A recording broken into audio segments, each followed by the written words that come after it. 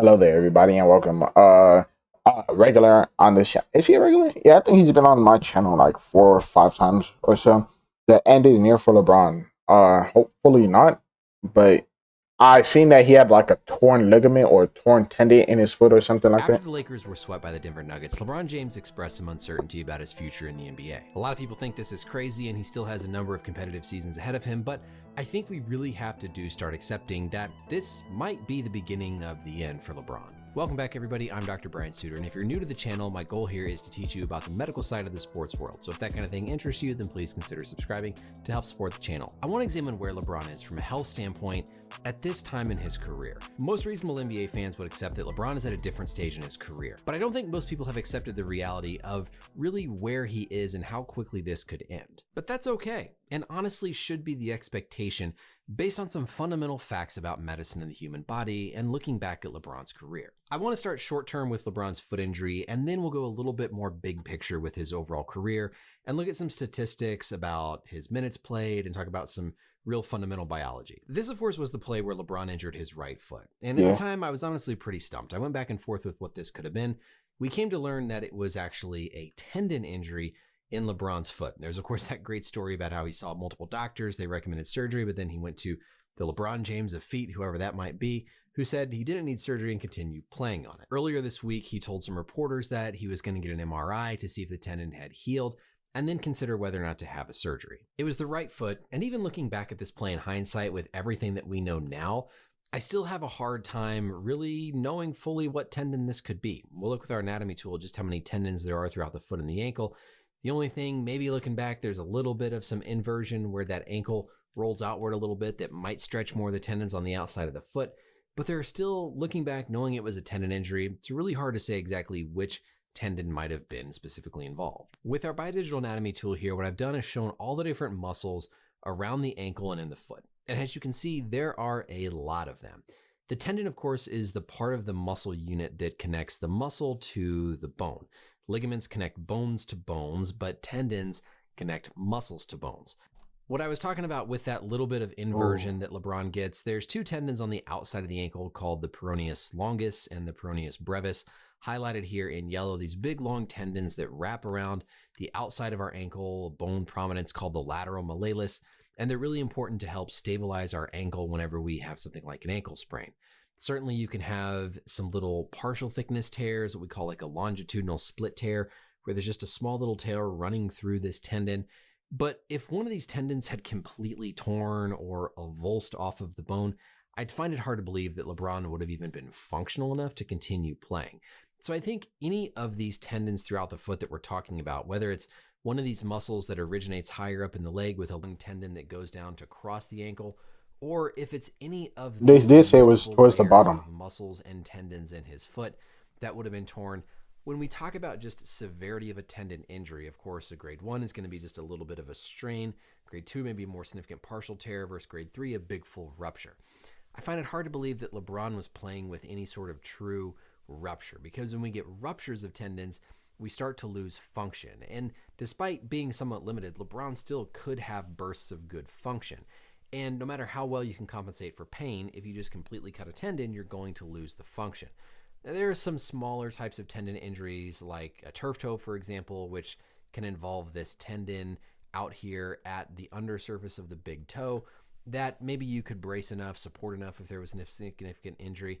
So there are some throughout the foot, but overall I will say that the report of him maybe having surgery doesn't really concern me for his long-term health. I think just the fact that he suffered this tendon injury is a bigger deal, but whether or not he has surgery, I don't really think of as being a big determinant with things going forward.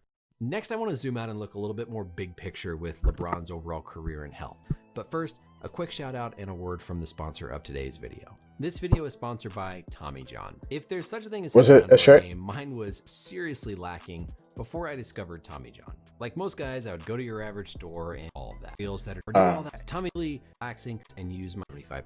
You don't have time in an underwear game for both full here, and he always talks about don't take into his some loungewear, sleepwear, and more for both men and women. We've become so used to the fact that LeBron plays at such a high level this many seasons into his career that we Yeah, really bro. do take it for granted.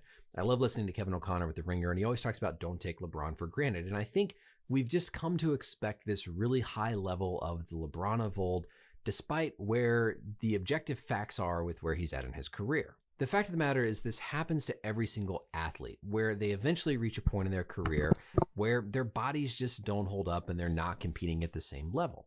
And that's okay. It's nothing we should hold against the athletes. That's normal. That's expected. That's just the way the world and anatomy works. If we just look simply at average minutes played per game, we'll see a similar trend in a lot of big longevity stars of the game. LeBron is shown here in orange, and this is just, again, minutes average per game throughout each season of their career. And you can see what this same trend is for all these other stars. I wish the other ones were blue, at least, so then I could, or different colors, so then I could at least tell which was which for who. Duncan, Kobe, Jordan, Karl Malone, Dirk, Vince, all of these stars who have had big, long careers have had this same trajectory where the longer they get in their career, the fewer minutes they play, as their body just can't hold up to the workload and their skill and performance drop. Bro used to play 42 minutes in injuries that we can identify within these trends in terms of when we might see decreases in minutes or time played. And if you look at LeBron in his first stint with Cleveland, he only missed around 4.5% of his games. Things were pretty good, no major injuries. When he was in Miami, he missed around 5.7% of his games. Back with the Cavaliers, a little bit higher, 8%. But this recent stretch where he's been with the Lakers, he's missed over a quarter of his games, and that's been because of these more significant injuries. In the 18-19 season, of course, he had the groin strain that held him out for a while. He then dealt with the high ankle sprain, and then most recently this past season, of course, the foot injury. And so when we look at this, there's no reason to expect that normal biology and science is just going to reverse course, and suddenly LeBron is going to change directions here and be playing a high percentage of minutes and a high percentage of these games in the next couple of seasons if he continues playing. But again, that's okay. That's the norm. That's what we should expect. And I don't say all this as a knock against LeBron. I say all of this to just look at examining the facts, examining the science, to give people that peace of mind that this is normal. Like, we shouldn't be expecting to see the same LeBron out there on the court. As our bodies age, our tissues just fundamentally are not as capable of maintaining that load and recovering at the same rate as when we were younger. The first phase of any injury, whether it's a muscle, a tendon, a ligament, is the inflammatory phase, where we've got that initial injury, that initial trauma to the ligament. Every part of you is connected, so the way you care for your health should be. And depending on how resilient our tissues are, the stiffness of our ligaments and tendons, we may have more of this inflammation. We may get more of this initial injury as our tendons change stiffness, as our ligaments change stiffness, as we continue to age and grow.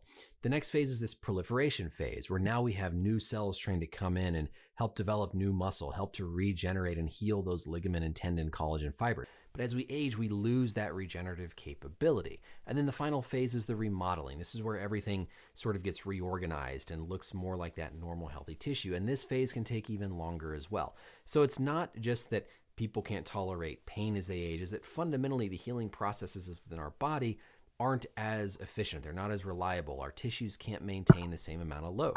It's fact that as we age, tendons will typically get stiffer, and that affects how resilient they are to load, and there's nothing you can do about that no matter how much money you have or how much rehab you're able to do ahead of time. No matter what we do, we will never defeat Mother Nature, and LeBron knows this himself. In fact, he made some comments a number of years ago that I even talked about how he'll never be back to 100%. He then talked about those comments in an episode of The Shop where he said, you know, man, I just sometimes get up out of bed in the morning and I ache, and it's like, what the heck did I even do? He realizes in his career right now that his body is not the same as it was 10 years ago. And I think he's been trying to step aside and not be that same star, but this is getting into the basketball fan in me.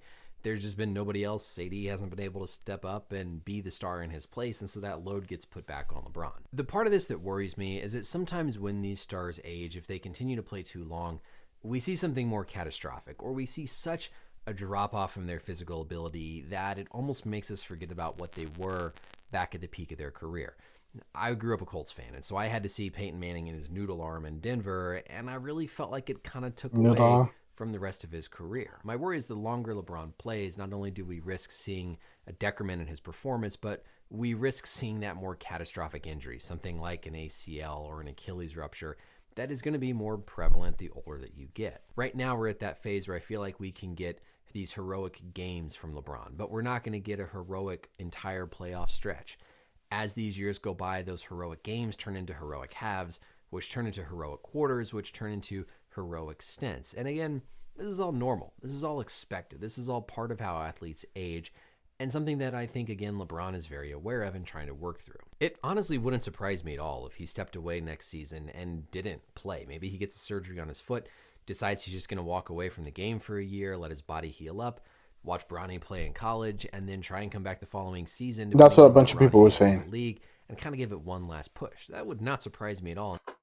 Wait. It would be a totally reasonable thing to do to try and get his body healed up and prepared if his ultimate goal is to play with his son, is to have that last 1 or 2 years of a final push. But with each of these seasons that go by, those ticky-tack types of injuries that typically you bounce back from in a couple of days start to take weeks. You have that risk of something more significant happening. And I think fans, we all need to be prepared for this. We all need to be expecting this. Be thankful for the time that we had with LeBron and cherish all these moments like we do see in Game 4 where he still is able to turn it on and be that stellar star. This is the unfortunate part of sports. It's the unfortunate part of how athletes age. And thankfully, people like LeBron are lucky enough to be more resilient than others and put in that hard work. But this is still coming. You still can't fight Mother Nature. And it wouldn't surprise me at all if we really are at that tail end where if he comes back, we could see an even more drastic drop. Don't be surprised. Accept it. Understand that that's normal. And it's completely okay. So that's it for the video, everybody. Let me know as always any questions or comments down below. Thank you for watching. And until next time, I'll see you later. Bye. Yeah, I thought like a bunch of people were saying that he was going to retire and then he was going to come back when Bronny gets drafted. But you never know. I don't think when LeBron returned to Cleveland, that would be the final stretch of his career, seeing him play at the highest level 5 years. Beyond that, it really surprised me. Yeah, he's been going crazy. Hopefully he could get healthy and nothing goes wrong. And yeah, we could see him play a lot longer. But like, subscribe, see you guys later. Hope you have a good day or night, and bye.